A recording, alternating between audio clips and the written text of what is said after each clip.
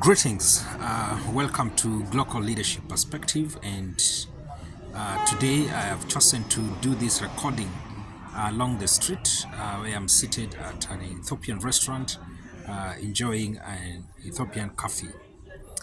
And I've been prompted to do a brief recording because I have gone through a bit of press release, especially from the United Nations.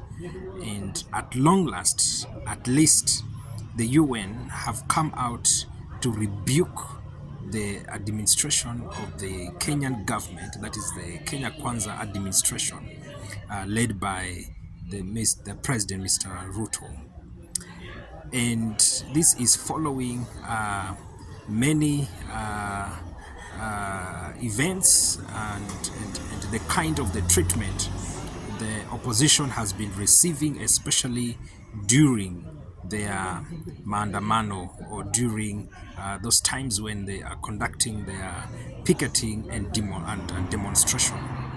When you go through the letter that has been released by the wing of the human rights, then you will agree with me that indeed, and all other people that share same view, we've had a problem, and this is not just a problem that is exclusively to us Kenyans, but it is a problem that is now affecting even the international community.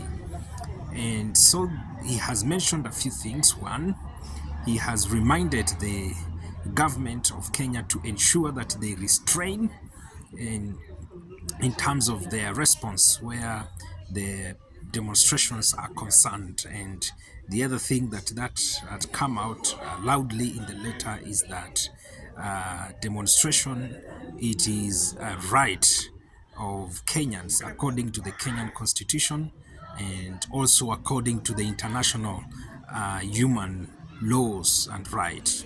So they have affirmed that, and the third thing that has come out of the letter has to do with the issue of reminding, especially the law enforcement authorities, that at some point they will take not just corporate responsibility but personal responsibility, those that are unleashing terror on people, because they're asking if people are going out to demonstrate and yet the government through the police, they release an unproportional force in terms of responding to them, where people are demonstrating, and instead of responding to them in a better way, the police respond by shooting the people and killing the people. And they have mentioned even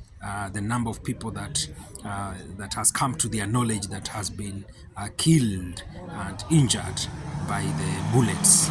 So that is one. That is other thing. The other thing also that has come out of the letter has to do with asking the Kenya Kwanza government to restrain, as I've mentioned earlier on, and definitely to allow the opposition to carry out their mandate, and of course, and asking them to look for a better solution that will benefit the entire Kenyan who are in this case on the receiving end.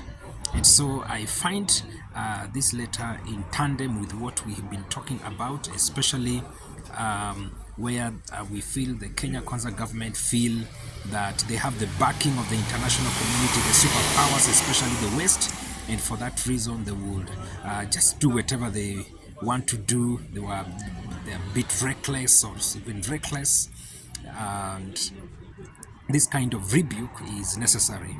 However, even as this rebuke comes, I want to hope and believe that it has also been sanctioned, or at least it has the blessing of the international community, in the sense that they are supporting this kind of release. I'm saying this because last time, or at least if you are good in analysis and looking at the way the events are unfolding, the UN from the word go they appeared to really doubt the presidency of Mr. Ruto, while the US authorities appeared to really support them. I mean, to support the presidency of Mr. Ruto. And so that kind of disparity is worthy noting, and I hope that in this case they have come to a place where those two parallel thoughts and ideologies have been able to come to uh, uh, at least an agreement.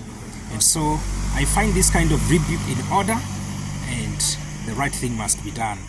And all this lies upon the leadership of Kenya Kwanza, Mr. Ruto. He must do the right thing, and the right thing to do is to do the right thing. The King bless Kenya.